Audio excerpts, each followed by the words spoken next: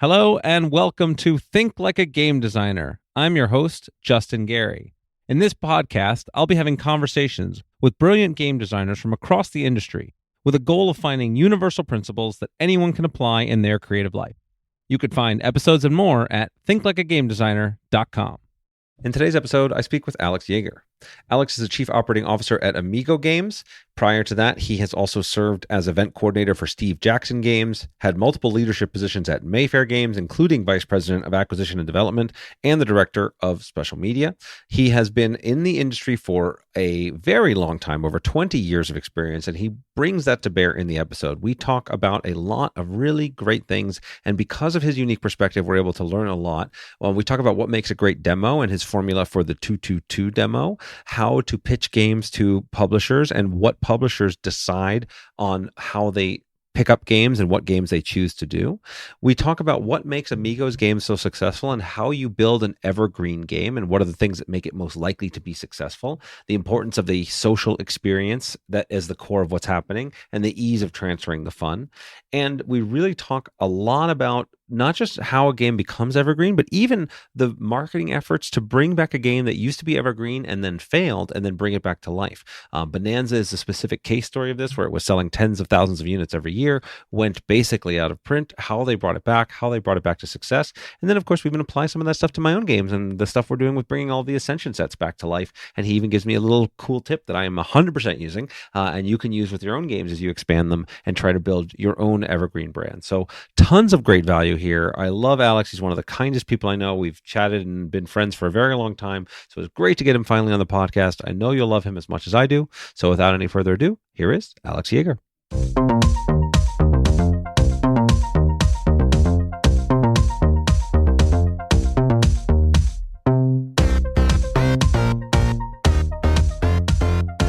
Hello and welcome. I'm here with Alex Yeager. Alex, so great to finally have you on the podcast.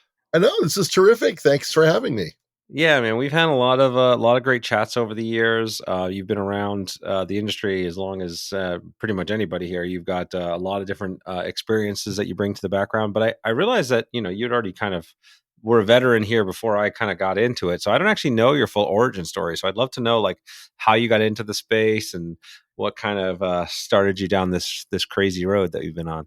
Yeah, I think the short version, the kind of the long version of the short version, I was playing games through high school. Cosmic Encounter and probably Illuminati were my two touchstones through that period, and a lot of euchre.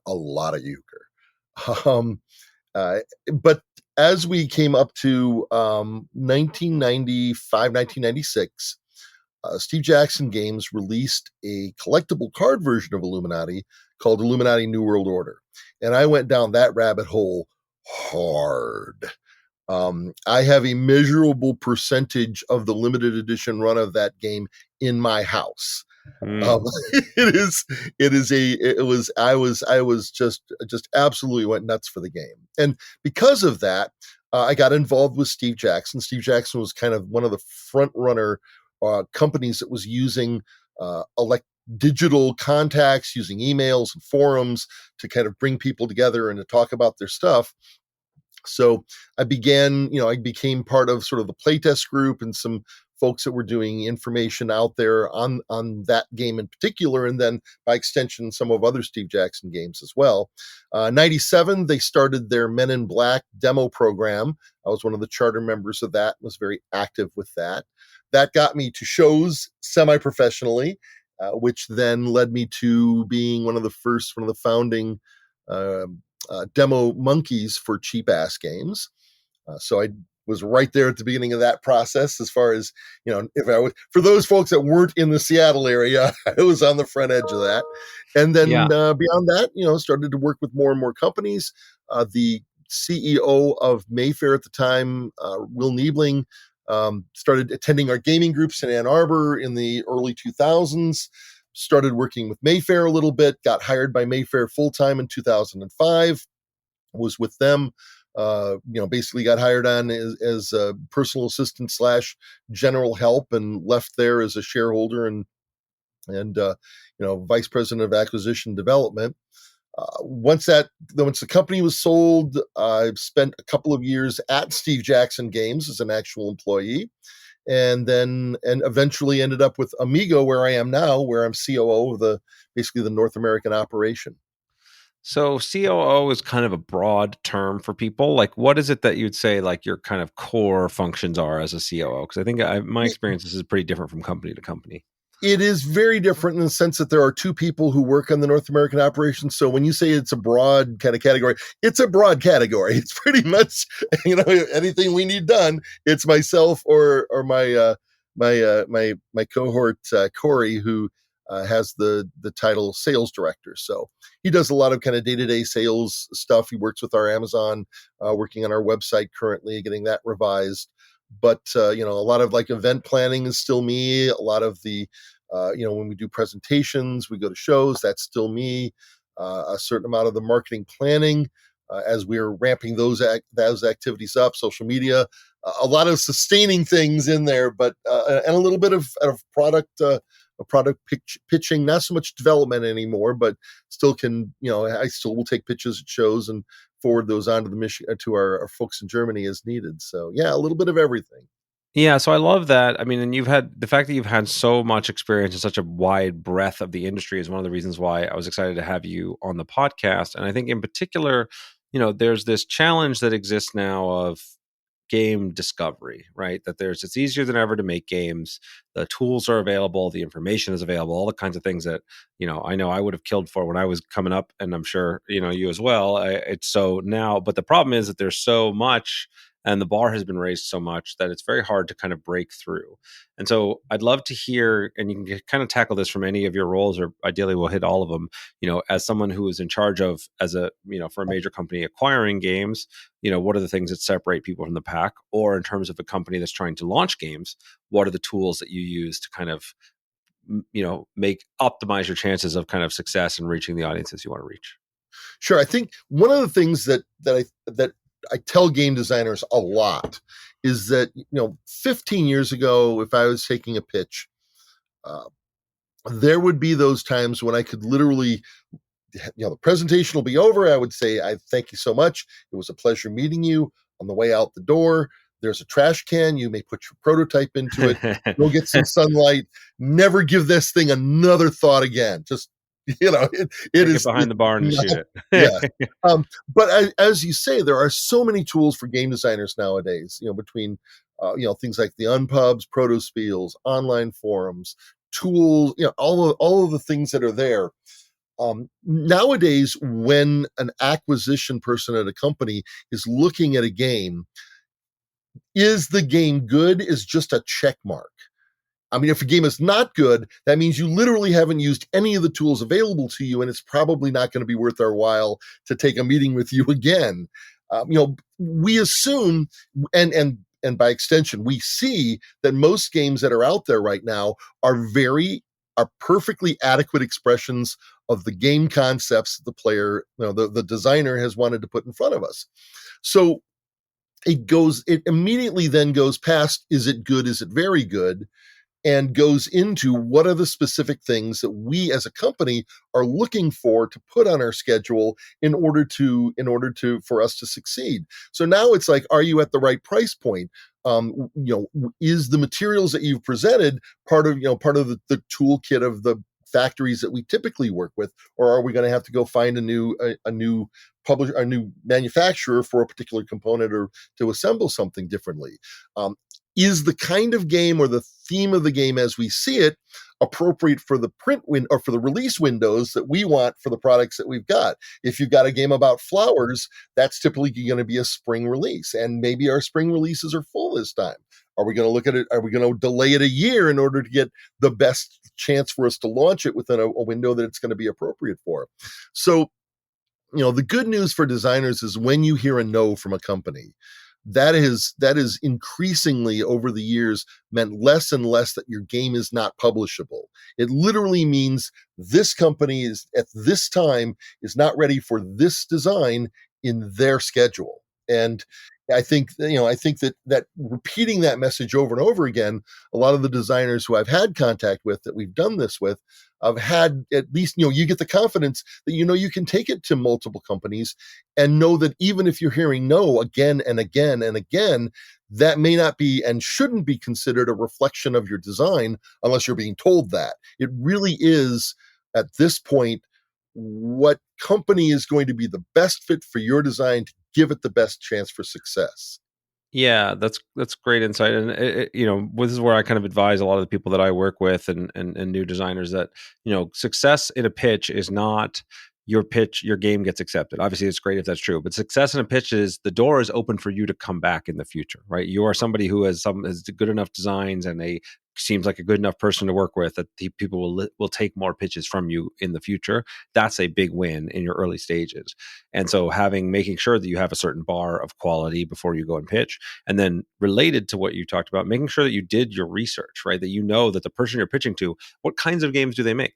How does your game fit into their portfolio, right? If it's a complete miss or you can't speak to it at all, then it shows, I think, a lack of preparation and wastes the time of the publisher, which means, again, you're less likely to be able to come in and pitch. Are there other ways? I mean, so for me, I would recommend people go to the websites for the publishers they want to publish, find games that are, in the category of the game you're trying to make, and ideally be targeting those people. Are there other tools that you would recommend for people to make sure that they optimize the chance that their pitches are to the right people, or that they can help find the right, audience for their particular genre of game? Sure. Something like Board Game Geek is a tremendous tool that's available, and you can do things like search on age levels, search on mechanisms, be able to kind of, search on game weight and look at, if you do that filter within a specific time frame, you can find those folks who are today or within the last 12 or 12 or 24 months that perhaps are producing games that look like the kind of game that you've created. And so that's a great starting way to kind of filter through and find a lot of the different companies that are out there that you may not have heard of, that you may not have contact with, but that you would have that capability to take a look at your stuff. When we go, for example, to UK Games Expo, the number of companies that kind of flip the script where, you see them, companies have big booths or big presences at a US show, and suddenly they're the ones that are in the 10 by 10, and these other companies are over there with the 10 by 20s and the 20 by 20s. And, representing that they have a much larger presence in Europe also means that if you have the opportunity to go to an Essen or to a UK Games Expo, or look at the manufacturing list for the dealer's room at a UK Games Expo, which is much cheaper, to be able to look at and say, hey, here's a bunch of companies I've maybe never heard of, or that have a much larger presence there than I would have expected. Why is that? Look at their product line and discover that, yeah, they have a much broader, perhaps representation of products than you'd see in the US. So it's so much of it is information gathering and looking for tools like board game lists, like dealer room lists.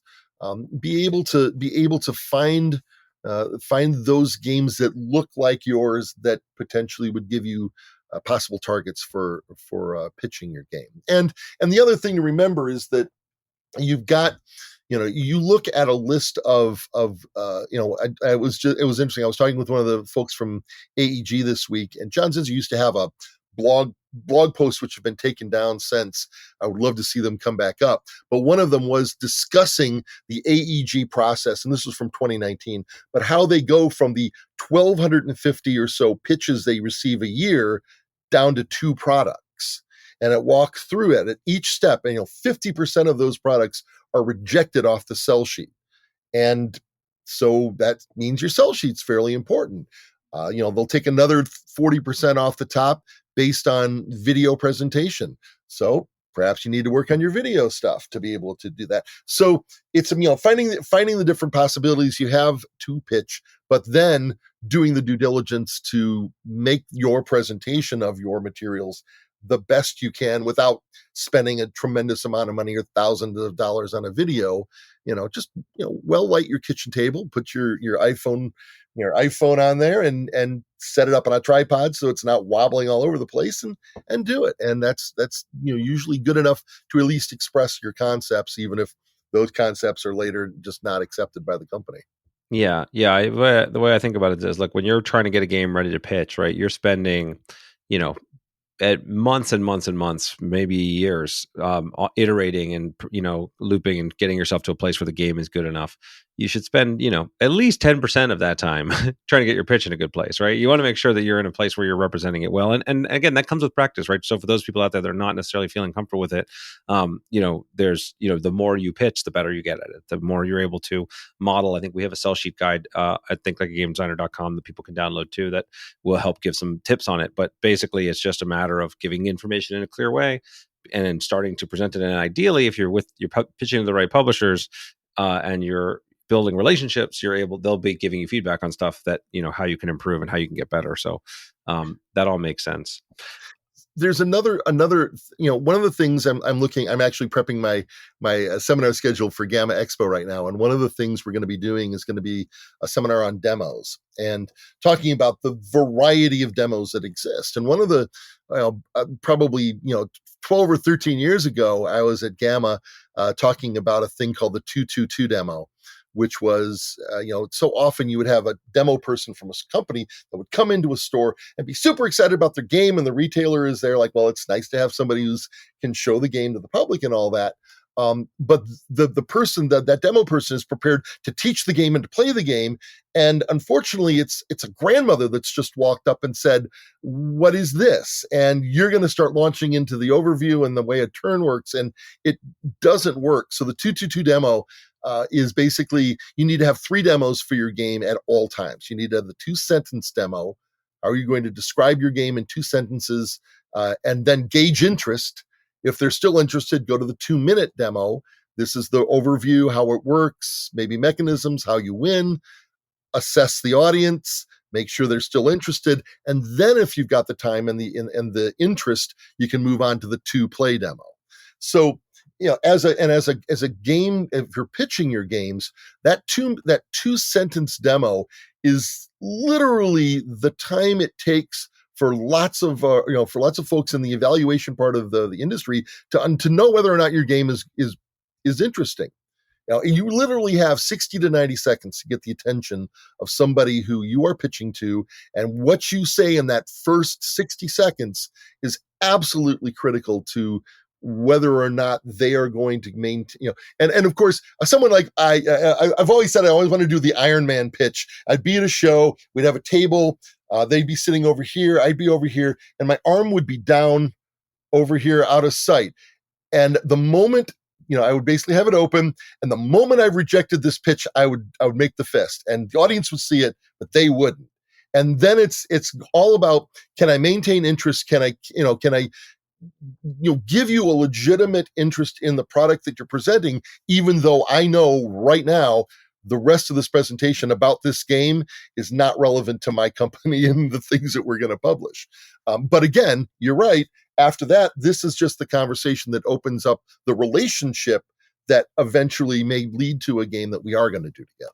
Yeah, and I love this sort of multi-demo process. The 222 is a great frame for me. That 2-sentence thing is I refer to as the elevator pitch, and I think there's nothing more important for your game. And I believe this is not just the case for trying to sell your game, by the way. Like, I think as you are early in design, you should be crafting your elevator pitch so you know what your game is supposed to deliver on, right? Like, what is it that's exciting? If you can't say something that's exciting about your game, even in the early stages, then it's not a game. Like, it's not something you're going to, so you want to be able to say, okay, this is what it's going to be about. It's going to be about this quick, fast, secretive turn play and stabbing your friend in the back. And it's like, okay, cool. So that's the emotion I'm looking for. Now, does this thing deliver? And either the game has to evolve to match the pitch, or vice versa. It's like, actually, the fun really is this sort of more strategic kind of, cooperative thing. Okay, cool. We'll shift it over that way. And so I think people should be working on their elevator pitch from the very, very beginning of the process.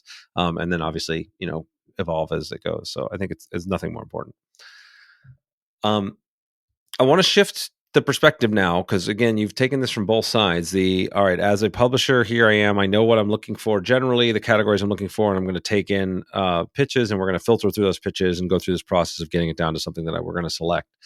But I want to dig into how do you as a publisher decide what things you're looking for? How do you see what trends are happening in the game industry, or how do you care about what trends are happening in the game industry? Like, you've already mentioned some things, like we have, what can our factories do? What do we have experience with?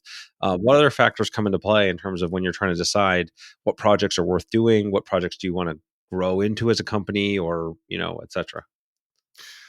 So it's, I think there is a certain amount of danger in focusing on what's hot thematically. It's hard to say, hey, anytime you say, hey, people really like llamas right now, let's do the llama game, or let's reskin as llamas. And whether or not that's going to be relevant in 6 months, 12 months, 2 years, no one knows, but it's probably not. It's always more interesting to take the game and look at it from a mechanism standpoint, to say, is this a mechanism that feels fresh, that feels new? In the case of Amigo, when we talk about, that we have these 4 logos we put on the back of all our family games, and the first one is 5 rules or less. And if you can do your game with 5 rules or less, what you're going to find is that becomes a much more universally interesting or acceptable set of rules than something that takes 4 pages or 8 pages or 20 pages. You're going to have more sustainability, because you're going to have those people that can play the game, can understand the game, can teach that game to the next group of people down the line without a lot of stress, or without delaying, having to read a rule book verbatim. That idea of transferring that information becomes much simpler if all you've got are 3 or 4 rules to communicate, than an entire rule book that you, as a consumer, may not be the best person to present those rules to the next group that comes along. So anything, so when we're looking at those games, we're looking at those games that feel, sort of have that iconic vibe of simple to play. The complexity is in the interaction and the emotions that are created, and not so much in defining the experience through the use of a rule. So, a lot of what we do is try to make things that feel relatively timeless. Isn't maybe the right word, because we're always looking to, you still have to refresh your covers and make it look relevant to a current time. But on the other hand, you look at, we also, as Amigo is a great example of a company that has really, I think, captured a formula, or captured an awareness of what they do well, and have produced, any company would be happy to have an Evergreen in Take 5, or No Thanks, or Saboteur, or Bonanza, or Llama. And all 5 of those rather, are games we have, and have been selling, in the case of like Take 5, for 30 years. That's a generational evergreen. That's when you've got people teaching their kids, or teaching their, their all of those, all of that's in play. And again, the simpler the game is, the easier it is to have that teaching experience and be a positive. Yeah. So we don't focus on, so we don't have to focus on theme. We just happen to focus on the playability and the transferability of of the game to other players. Again, I had this conversation with a designer a while back, is that sometimes you have to step back and realize that you're not trying to sell a game to somebody, you're trying to sell them a social experience. And this game that you're presenting is going to create a framework that will allow them to have a social experience with a group of their choice, and ideally that should be positive.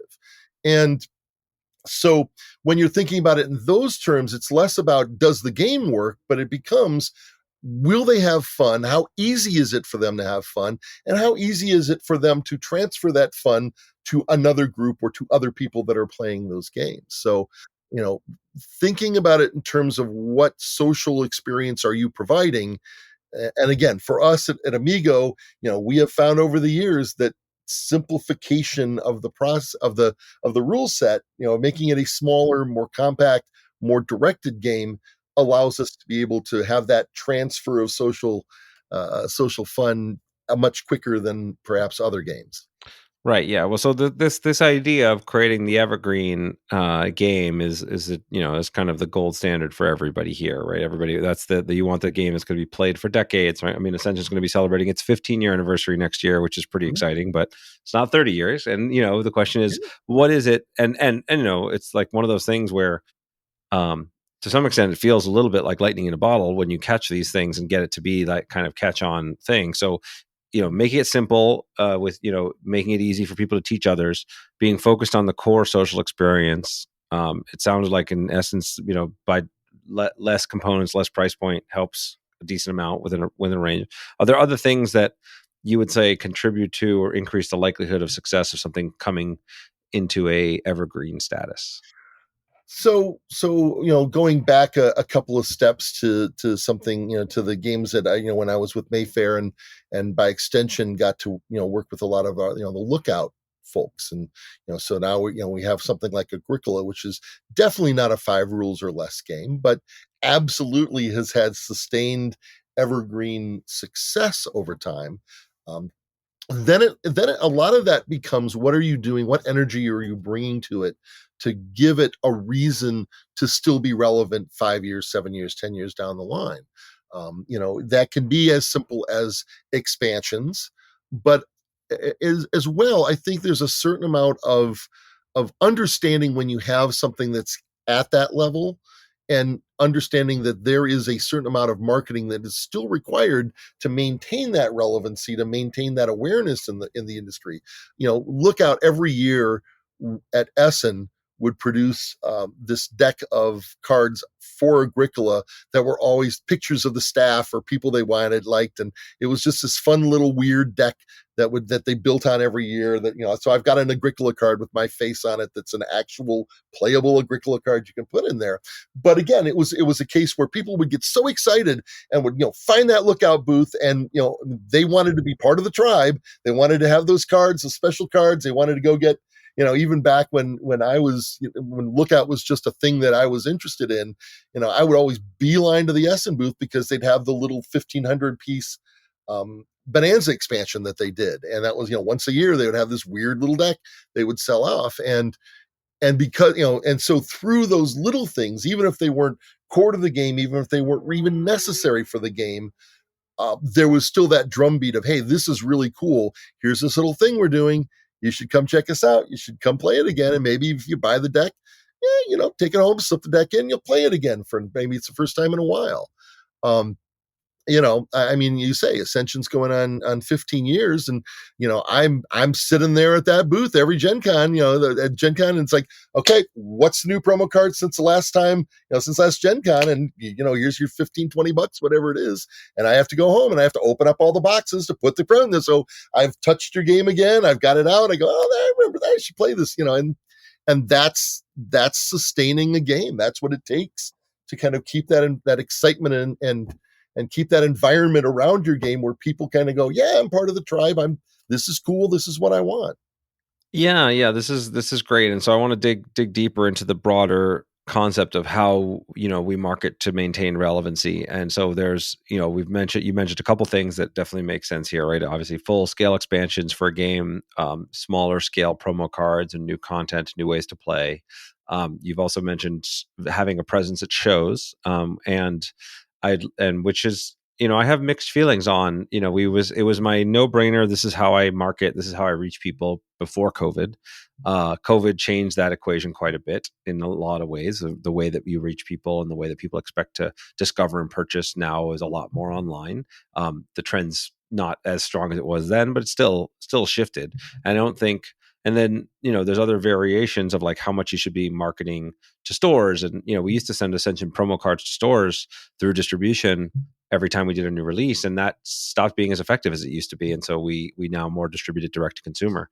And so I'm curious what other things you see as critical to marketing, either for the launch of a new game or for the kind of extension of a new game, and how you think about that resource expenditure, because it's a lot, right? Making new content constantly is and keeping relevant is a lot of work, right? So it's how do you decide where to apportion that? So a lot of questions there. You can take a bite at whichever one you like. Sure. So Amigo actually, in a sense, has kind of a 3-prong strategy that they with their games, and one being hobby market and kind of maintaining, and just the folks who play games and are interested in the games we have, and we publish a lot of games that are very much relevant to that audience and very much kind of up their alley. Then we also have specialty toys. We have buyer groups that we work with that take our stuff and directly market them into specialty toys. And that's a very different market. It's a very different mix of products. So, our number one seller into that market is a game called Plaque. And that's a game that probably 99% of the hobby market will have never heard of. And the reason for that, it's just a simple magnetic matching game for kids 5 and up. And it works really well, and it's a lot of fun, and families and kids love the game and love the little, the pieces and the magnets and all that sort of thing. But it's not even on the radar of hobby market at all. So now I have, so over here, there's this Evergreen game that we've got that requires its own kind of marketing and its own attention, that does not transfer over to the hobby market, as it's not a game that's really relevant to that audience. And then, of course, you have, your broad market, mass market, big box sort of stuff, which is literally about, basically getting it placed, showing enough success with a product that they're interested in it, and then at the time of release to be able to have enough kind of low-key marketing out there to kind of make there be an awareness. It was one of those things we really found with Catan, is that, when we're selling that with Mayfair, is that we didn't have to go out and do a whole bunch of marketing. When you say, hey, we're going to put Catan into Target, there was this drumbeat already. So Catan, little articles would pop up. We'd always make sure every time we did like the World Championships, we would be out there promoting the national championship, doing a news story with whatever the newspaper was in that area. You'd see it pop up on Big Bang Theory or something like that, and you had this little drumbeat of Catan, Catan, Catan, Catan, and then you see it on a Target shelf, and it's like, oh, hey, I've heard some stuff about that game. Let's find out what it's about. That's really expensive to do all of that all the time and do it well. One of the things with Amigo is we've had some challenges. This year has been really focused on us getting our Amazon presence kind of back up to snuff and redoing our website so it's relevant and usable.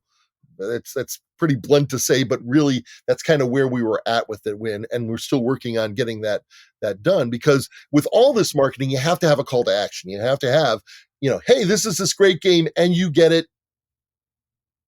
And where you get it is, it's great if you send them to Amazon, you send them to your local retailer, you send them to Target, whatever it might be. There's got to be that place for them to go find that game. And that is really, one of the things, especially with evergreens, it's something that was really driven home to us with Bonanza, which really fell off out of the market for about 4 years, where literally we went from, tens of thousands of copies of that base game to zero. Huh. And bringing that back, you literally had a 4 or 5 year gap of store owners that had never sold it, had no emotional attachment to it, players who had never found it.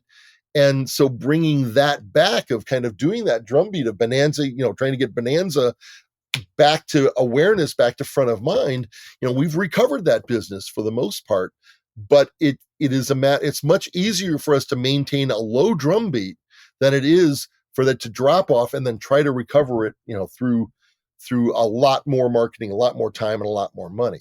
Can we get granular? Can we get granular on that one? Because I think that's like a really interesting story. Like this is a popular game that did well. It suddenly fell off, and I'm curious if you have any theories as to why, and then what specifically to create that drumbeat, and ideally ranges of understanding like budgeting and everything. Because like this is the stuff that I think I really want to demystify as part of this podcast. Like, okay, create a steady drumbeat.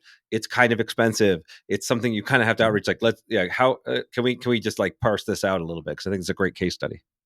Sure. So Bonanza, I think, really kind of started to drop off on sales. And let's give a quick Bonanza. Okay. Give me your 2-sentence version of Bonanza, just for people that don't know it, so you can 27. So the game is 27 years old. It's an Uwe Rosenberg design. It's not his first, but it's one of his earlier designs, and it is to this day. And again, I sold Catan for a very long time. Bonanza is still the best trading and negotiation game on the market today. Effectively, you are bean farmers, you are growing beans, you are harvesting beans for money, and whoever has the most money at the end of the game wins. Simple concept. Yep, I love this Um, game, by the way. Yeah, I'm gonna just and put it is, I'll and be it part is, of your drumbeat because I think it's really fun and really fascinating. and one of the reasons I say it's one of the best trading games is because there are multiple metrics by which you would trade. It can be I am getting something of value that I will put in my hand. I can be getting rid of something out of my hand because of the fixed hand thing. For those that don't know, in that game, you do not change the order of cards in your hand. Cards come in the back, they play out of the front. You can't change that order unless you trade with other players. I will tell you the one downside of this game is if you are a pro Magic player, it is the hardest thing in the world to not shuffle your hands. This was a thing that we learned as pro Magic players. You intentionally would shuffle your hands so that your opponent couldn't track which cards you'd drawn when and sort of deduce what was going on. And so we just all have this habitual shuffling thing, which annoys the hell out of people. And I had to like train myself to stop for Bonanza. But other than that, perfect game. Yeah, and very much it's a game that even when we talk about concealing information, it's not a game where you really have to do that. I'll be super public and say I've got this. Can anybody want it? Anybody got or I'm looking for this because I need this or these other two things that are in my hand, and I'll trade. So the point being is that there's a lot of opportunities for win-win trading in the game. It is very much a game where the person who trades the most is likely going to be the winner of the game. And so ultimately you have an incentive to do these active friendly trading as part of the game in order to succeed. But it also means that everyone's kind of engaged with the game and everyone is feeling, you feel good about a trade, because you're getting something. And even though they're getting something out of it, there's not that evaluation of saying, well, I got 60% of the value of the trade and they got 40% of the value of the trade. So I won or I lost. Really, when you're talking about all those metrics, it really provides the opportunity for win-win trading, unlike most other games on the market. All right, so we know why Bonanza is cool. So at some point it takes off. It's doing tens of thousands of units a year, and then at some point that stops. Do we know why? Do we know what happened there? What was your theory? It was pretty much the previous licensee. It just was no longer relevant. It was no longer relevant in their catalog. So ultimately, we took the license back. 2018 was when Amigo Games, the U.S. operation, kind of started up. And the first thing they tried to do was pull back as many of these licenses as they could, because ultimately, Amiga's going to tell the story of their own games better than a licensee. Licensees can be excited about them and all that, but there are other business reasons and relevancies that may come up. And in this case, this was just a game that kind of went fallow. And we brought it back in, we republished it, we put it out there, and suddenly discovered that it wasn't moving the way we thought it would be moving.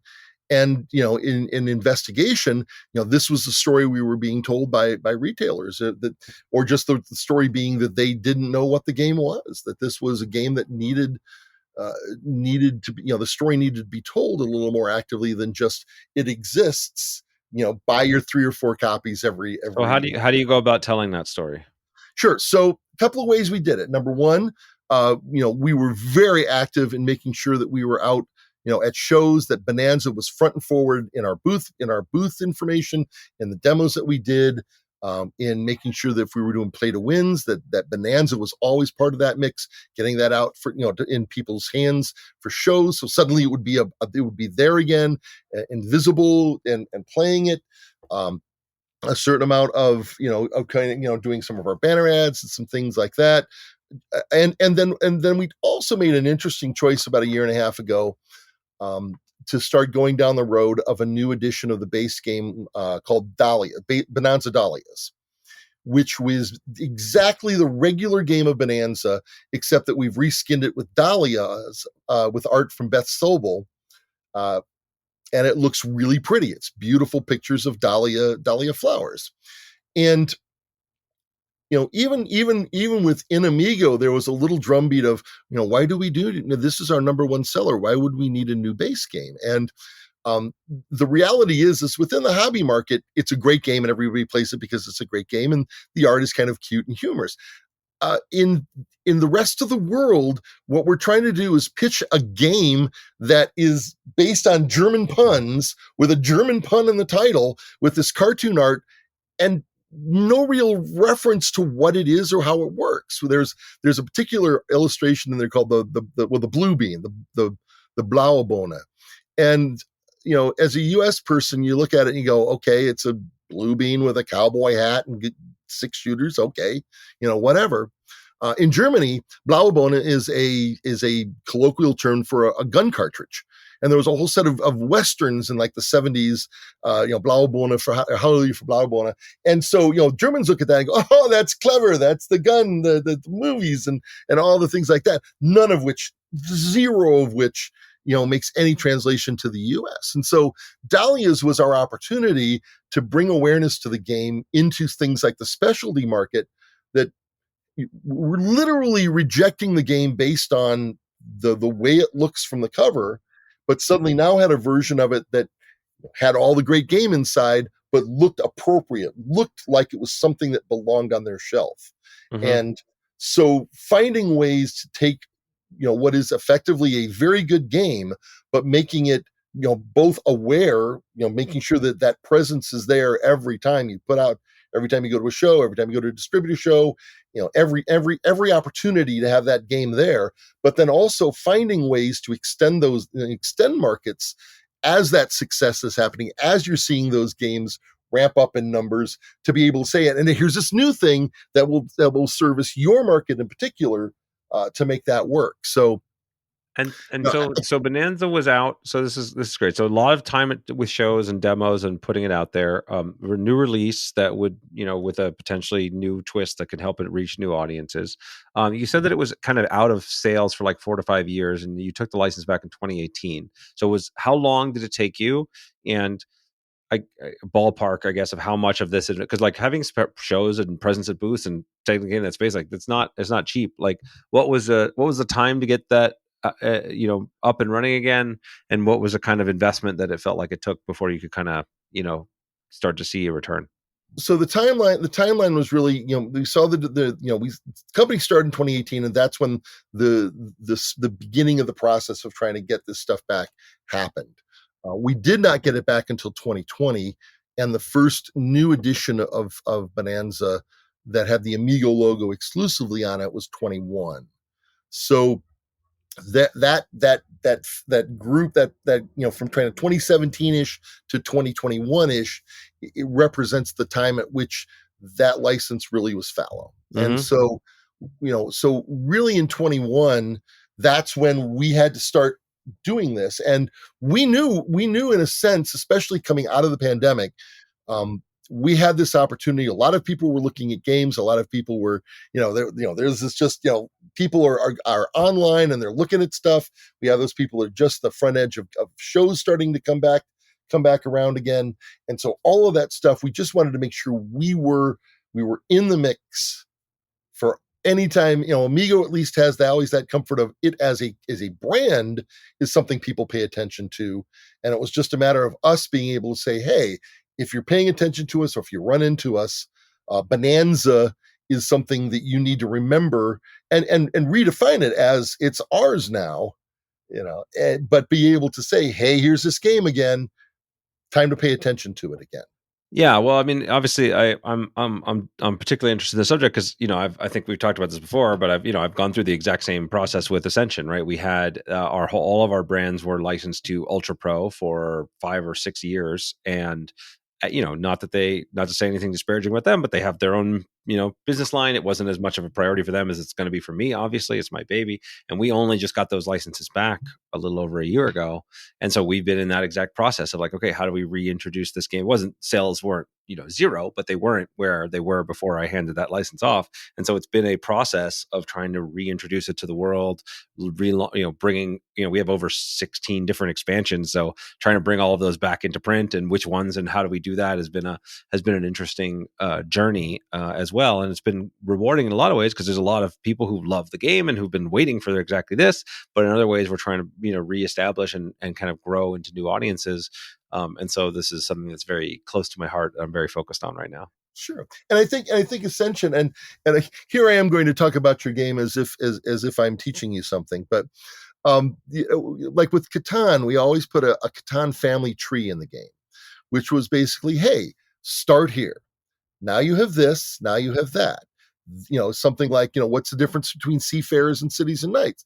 Seafarers is not going to add a lot more rules, going to give you boats, which are like roads, but it's going to give you a lot of different scenarios to play. Cities and knights, nope, we're going to add an hour and a half and a whole nother layer of resources, and we're going to make it more crunchy. And if that's what sounds interesting, go this way, otherwise go that way. And with something like Ascension, in my head, so for when I fire up the app, it's like, bang, it's the first two sets, it's the Dreamborn sets. Those are the ones that I immediately want to start playing, because those are I don't have necessarily the die isn't, it's something I'll play, not right away though. I'm certainly not going to play that with somebody new. I have the big monster sets with all the promos and everything in it. And then what I'm carrying around is the 10th anniversary edition, because it's again, it's the way that I learned about the game, and the game is great. But it also is the best expression of that first set that's out there. You've got Runic Lycanthrope has been, magically, it's Unite now. It's not this, I played before or after, all of that stuff. I think, you've got 10 years of experience that suddenly is available and is in this beautifully accessible package. And that's what I want people, if I'm teaching the game, that's what I'm showing them right off the bat. So, it's thinking about your game, thinking about your line in the sense of, how do I want people to see this thing? In Carcassonne, you probably don't want people to see Princess and the Dragon until they have a whole lot of experience under their belt, before they have something that's running around and kicking people out and doing things like that. What benefits are being brought to the game with an expansion or with a standalone set? What complexities are being included, and being able to talk about that, define that for an audience, is critical, I think. And that's the process, again, you're on the front edge of, and I'm looking forward to seeing what you do with. Yeah, so you literally, just to be clear, you literally would have a kind of Catan family tree like insert in the box to let people know, hey, here's the things you could go. Here's where we recommend you go next. If you're into this kind of thing, go here. If you're into this kind of thing, go here. And that would just be an insert that you would have in the box. Every set of Catan that was sold. Okay, I'm just taking that and using that right away. So thank you. There you go. We just finished a crowdfund for which, for those listening, is late pledges are available on GameFound. But we did where we did bring our entire back catalog into, we're bringing it back into print for the first time. So that was the first time anybody's ever had access to it in over a decade that we've had everything in print. And so it won't be available at retail until next year, but that's the perfect time for us to be introducing this exact kind of thing, which I hadn't thought of before. So thank you. I'm getting direct, immediate, useful benefit out of this. So let's shift gears then, and then I'm curious about, you've already talked about your demo 222 principle, but you have an enormous amount of experience running demos, teaching people how to demo, demoing it, that, like, what makes a great demo. So I understand the two, what makes a great elevator pitch, 2-sentence demo. I understand, well, we could talk a little bit about the 2-minute demo, but I really want to, because this is something I focus a lot of energy on, is training new staff, training people. And I also love to bring my design team. I make sure everybody does a rotation at demoing at events, because there's nothing better to help you realize how much every single rule and complexity has to justify itself than having a demo game. There's so many things that when you're playing the game, you're designing the game, you're like, I know, this is obvious. Of course, everybody's going to know this, and it is so far from obvious. So how would you recommend? How do you think about demoing, training demoers, making games optimized for demoing? What insights can you bring to the bear here? Sure. So one of the things I am not a designer. For the most part, the couple of designs I have under my belt are things that got stuck in my head and just frustrated me, and I got them done on a piece of paper, and so that I didn't have to think about them anymore and get back to my job. But because of that, I have those, I sort of, you get the reason that those games existed in the first place, because there was some part of it that I thought was just too cool or too interesting as a mechanism. And that's the thing that, if it were to become a game, it would be the thing I would want to share with the world. And so finding that in your game, in the game that I am going to present to the public, is always first and foremost. What is the fun of the game? I use that question when I'm getting pitched a game. I use that question during development, and I use that as part of a demo. So obviously, how do I win, which is fun, and what fun am I going to have on my way to the win itself? From there, you are rehearsed. You are rehearsed again. You go through the process where you take the little random bits out and you make it a positive presentation, and then you go past that to the point where it doesn't sound like you are reading off a script that you have done, and make it feel natural and inviting to people. So, so you get into the game, you talk about how to win, you're going to talk about those elements that, how the process, how a turn's going to work. If at all possible, break things down to sets of 3. So I'm going to teach you it's this or this, this or this. More than that, you have a play aid.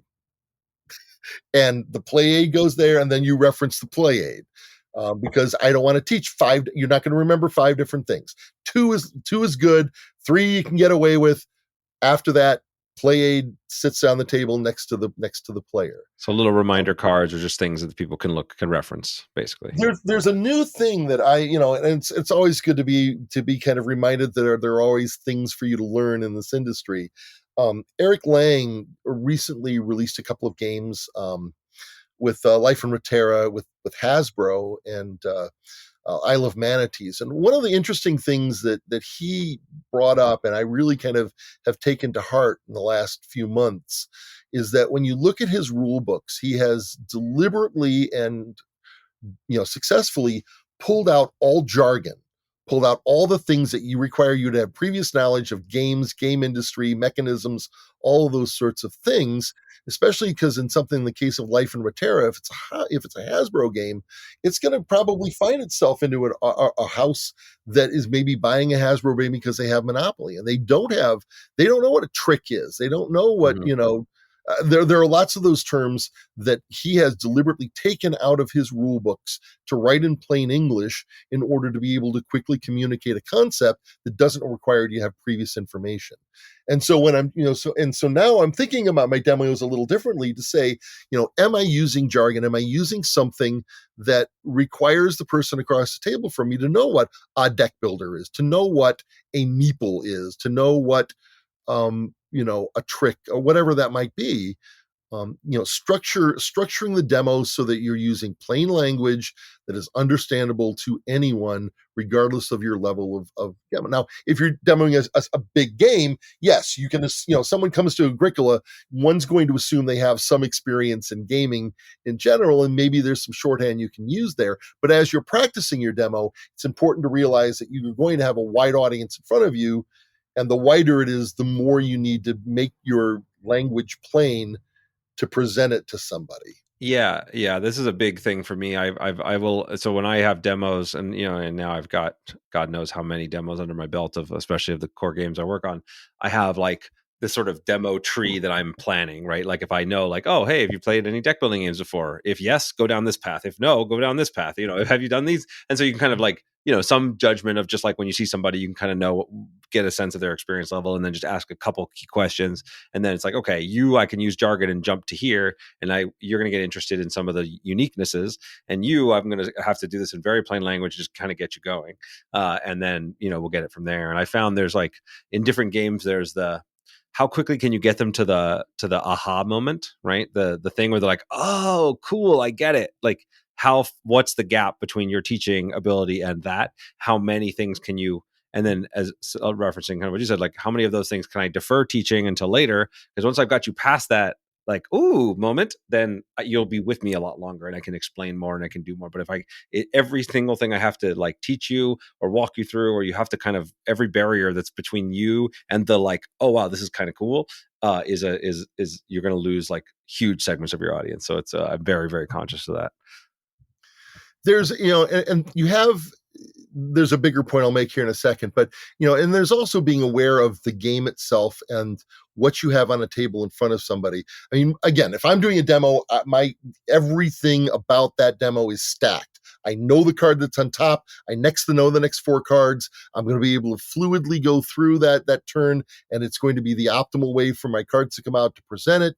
I'm going to make sure that no toys are within arm's reach. I'm always, I remember for years I would teach Cash and Guns, which is a game another company did. And the primary conceit there is you're in a Quentin Tarantino film, and the primary prop you have is a foam gun that you will point at somebody.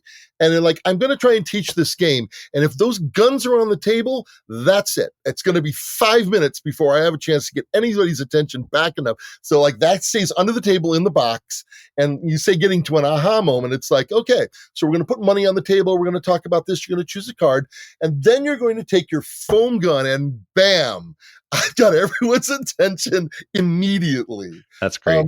But I think it comes to the larger point and the important point, which is, and this is challenging for some people in the game industry. I know, games are one of the reasons I is really the development of my social abilities, going from someone who didn't do a lot of friends and didn't do all that. And in high school, really D&D and the friends that I made with games to a certain extent, really helped bring me some sense of how to act in social situations and how to become better at those interactions. A good demo person is going to be able to read the social cues that are at the table. Are people interested? Are they not interested? If they're not interested, are they not interested because they're looking at components? Are they not interested because your presentation isn't good? All of those things are the things where, if you need to bail and get the game going just to keep people occupied, even if they're going to play suboptimally, sometimes that's what you have to do. But you have to be aware of the people who are in front of you and not just kind of, I've got to get through my script and I'm losing everybody, but I've still got a whole page to, you just have to read, you have to read the room, you have to read people and be able to say, okay, so let's go ahead and get things going. And I've got some more things to talk about. We'll get to those when we get to them. Yeah, well, and that skill of that kind of intuition of being able to read people and understand when they're engaged, when they're disconnected, what those checkout moments are, how you can bring them back, whether it be with a prop like a gun or, the shiny beads in Ascension, or just kind of, showing something cool that's happening or just drawing them in, helping them walk through some steps. That stuff is a skill that's really worth developing because it's not just about demoing. It's really about like being able to evaluate your game at a deeper level, right? And so what I encourage people to do that are out there, even if you don't have a game right now or something to demo, when you're playing games, when you're playing other games, start paying attention to where those emotional moments are happening. Start paying attention to when other people are checking out how those things are happening. Or if you're teaching just somebody else's game, what are those moments? What are those things? And use that as a practice tool for that when you want to be, demoing or pitching your own game to really kind of hone in those instincts. Because I definitely have seen those experiences where I'm like, I know I'm losing you right now, so I got to kind of Hail Mary and bring you back in. And I've been able to save demos that I'm sure if I wasn't as paying attention, I would have lost if I was going off on a script. Yep. And that's something that, yes, it is, some people have can innately do that, can, have that, pick up on those social cues quickly. But for those that, it's a skill, and it's a skill that you learn with practice. And it's a skill you learn by putting yourself in situations where you have the opportunity to do that. So, yeah. Okay, let's. I think I got time for maybe one more cool topic here. There's a million things. That's why I love having guests like you on the podcast. I loved all of our conversations outside the podcast because you just have such a wide breadth of experience. And I think it just people underestimate the value of that. Like it's for me, there are many times where I lament my role as a CEO because it takes away from my time to design games. Right, I don't get to spend as much time on games as I used to, but it gives me such a broader perspective to evaluate and make games with a bigger context. And you bring so much context into everything that you do. So the other piece I've put a lot of gets a lot of attention now is sort of content creation, right? Specifically, now, streaming and, unboxing videos and working with influencers and creating your own content and TikTok. And I mean, there's a million things that now all of a sudden could take all of the hours in the day. You've created a lot of different types of content over the years. You've worked with a lot of content creators over the years. How do you think about how publishers and creators should be approaching content creation in terms of both, their discovery, product discovery, as well as, teaching and kind of and keeping their game relevant? So interestingly, this is something that I'm really kind of coming to with fairly fresh eyes. This year in particular, we've been doing kind of sustaining work in the social media area until we had, again, a place for our calls of action to end up. So, I'm spending a lot of time right now thinking about what those next step are. What do we want to do as a company to be able to really, effectively market our stuff? And yeah, I mean, we've done some really weird stuff over the years. I wrote a puppet show for sheep for 4.5 years for Mayfair. And it's still, it still warms my heart to think that, there are those people that know me either as a disembodied voice of over Glover, who was our white glove, movies or white glove demos thing at Mayfair, or was the guy that brought sheep to life, every week as part of that broadcast. Those were things that were a lot of fun to do. They had real value. They brought things in a different way. My degree is video radio broadcasting, so I have, for better or for worse, a certain level, a certain standard of what I want to see in videos. I'm not super excited about the kitchen table stuff. I don't like an hour and a half of people saying and ah and kind of dithering around, a topic. I prefer my scripted stuff, and I think it's more effective to have scripted stuff. I like the idea of those people that are excited about your games as influencers who want to do stuff with your games. I also believe you as a company have to have a way of presenting your voice as part of those things as well. It can't always be Amigo Games presented by this other person. It has to be Amigo Games, and here's our stuff. And people are looking for that stuff, even if you're not necessarily producing that content. So you are being defined by what's out there, whether you create it or not. So putting some time into creation is really important. I love the idea of TikTok. It's exactly the kind of thing that I would do if I had unlimited time and I had a person who was in charge of everything that I'm in charge of. I would just sit and I would do that for a day that you need to be relevant on TikTok and could do that humorous stuff. That stuff, that stuff would be a lot of fun to do, but it's not just creating that content, but it's an interacting with your community that you build through that. And that's the thing that, I learned probably the most at Mayfair with the stuff that we did, was that it's not just I've produced a cool thing and now it's out in the world. It's now people want to talk to you about that cool thing, and you've got to be available and approachable and pleasant about that, no matter what interaction they've got. So, and you've got those people that are always going to hate your stuff. There's a guy online for like 20 years has been abusing me for my voice. It just says I'm an awful voiceover person. I don't want to hear your voice. When Mayfair closed down, his comment was, well, at least I don't have to listen to that guy on video again. And so here we are. So ha ha ha. But it's there's a level of kind of maintaining, hey, this is our goal.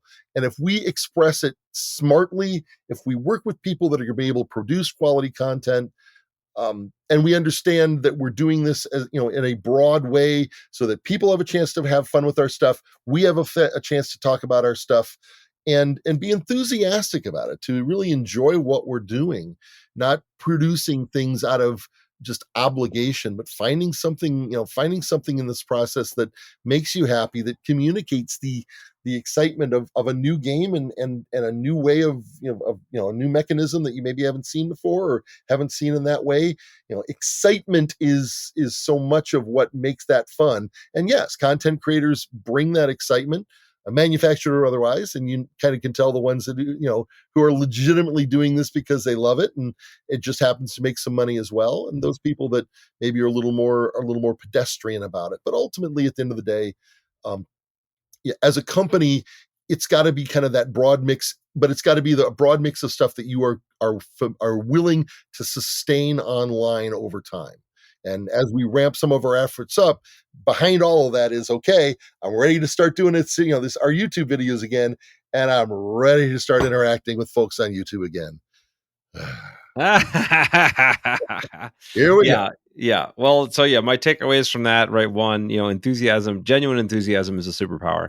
And that's something I've realized throughout my life. And, frankly, I don't think any of us would be doing what we do in this space if we weren't genuinely enthusiastic and passionate about it. There's plenty of other ways to make make a living. If you're going to be in tabletop games in particular, really you got to have a passion for it, and make sure to be honest and let that show. And then when it comes to content creation, I mean, like, again, we've been doing this podcast now for when we started in like 2018, 2017, so 6 7 years now.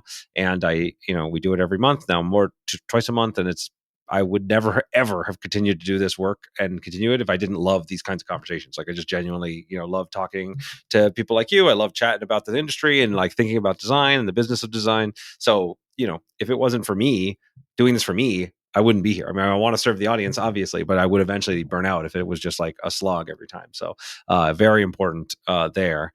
And then I think the other thing I heard you say is that you got to be prepared if you're going to put yourself out there for the haters and for all the things that come with that. Because I don't know if gaming is particularly bad about this. It feels like it is. There's some people who just really like, they're just there to they get a joy out of hating on you. And if you're going to put yourself out there and do anything of substance, you just need to be okay that's just going to come your way sometimes. It's going to happen.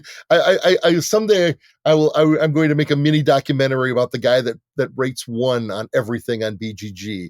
There's got to be a story there, and it's got to be worth 20 minutes at some point on film. But what drives a person to literally rate thousands of games a year a 1 before they're released just because they can? There's got to be something there that that triggers that. But I think one of the things that it's one of my favorite stories to tell.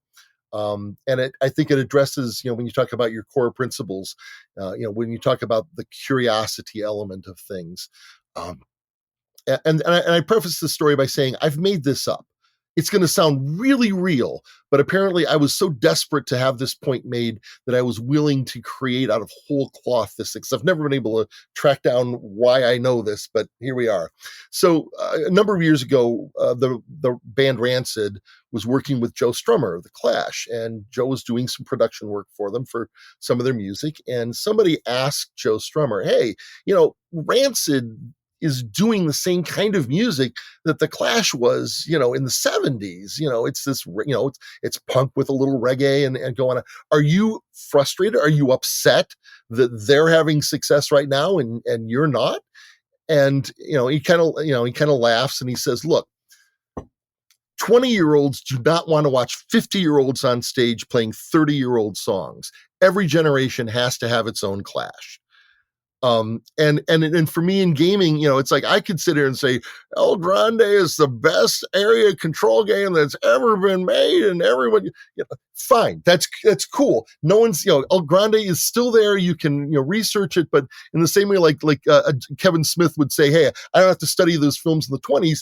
I've got Spielberg, who's taken all that, distilled it down, and I can learn from Spielberg everything from that in a better format. You've got to be able to have a career in this industry, in game industry. You have got to be able to look at everything with fresh eyes and get excited about it. And even if it is simply a repackaging or a tightening of something that has existed before, we can still celebrate that because people are still going to be discovering that thing, and they can go back and play those other games. They still exist. You can find them. But as a person who works in gaming as a career, the people that I see get burned out are the people that can't capture that curiosity, that can't sustain that curiosity over time, can't, look at something and say, yeah, it's like this, but there's, what's the thing that's new and exciting, unique and different about that game that's going to make it relevant to people in 2024. And that's, that if you want a career in gaming, at the end of the day, if you're going to be doing this for 20 or 30 years, you have got to be excited about what you're working with and the products that are out there in this industry in general, not just the stuff you work on, and finding that passion and finding that stuff out there and being in love with it is what will sustain you through. Well, I cannot think of a better place to wrap up this podcast, Alex. That was great. So just to close out, where if people want to find more of your stuff or see the world projects you're working on or learn anything else, is there somewhere to direct them to? I'm pretty much a Facebook creature of habit. So certainly my personal is pretty much open to most anybody that wants to take a look. Amigo.games is our website for Amigo, and that's like I said, we'll have a renovation. We'll have a brand new version of that that I'm excited about. That actually we'll start doing some blog posting on, so you'll get to see a little bit of behind the scenes and some off the cuff stuff every week there as that rolls out in the next month or so. And beyond that, I'm at a lot of shows. If you're at Essen, I'm there. If PAX Unplugged, I'm there. Shows are our way of energizing me. I like to travel. I like the being out there and being in person and talking to people. So, I am not hard to find one way or another. Awesome. Well, I'm not going to make it to Essen this year, but I will definitely see you at PAX Unplugged. And this was so much fun, Alex. Thanks again. And I'll see you soon. Sounds good. Thanks so much. Thank you so much for listening. I hope you enjoyed today's podcast. If you want to support the podcast, please rate, comment, and share on your favorite podcast platforms, such as iTunes, Stitcher, or whatever device you're listening on. Listener reviews and shares make a huge difference and help us grow this community, and will allow me to bring more amazing guests and insights to you. I've taken the insights from these interviews, along with my 20 years of experience in the game industry, and compressed it all into a book with the same title as this podcast, Think Like a Game Designer. In it, I give step-by-step instructions on how to apply the lessons from these great designers and bring your own games to life. If you think you might be interested, you can check out the book at thinklikeagamedesigner.com or wherever fine books are sold.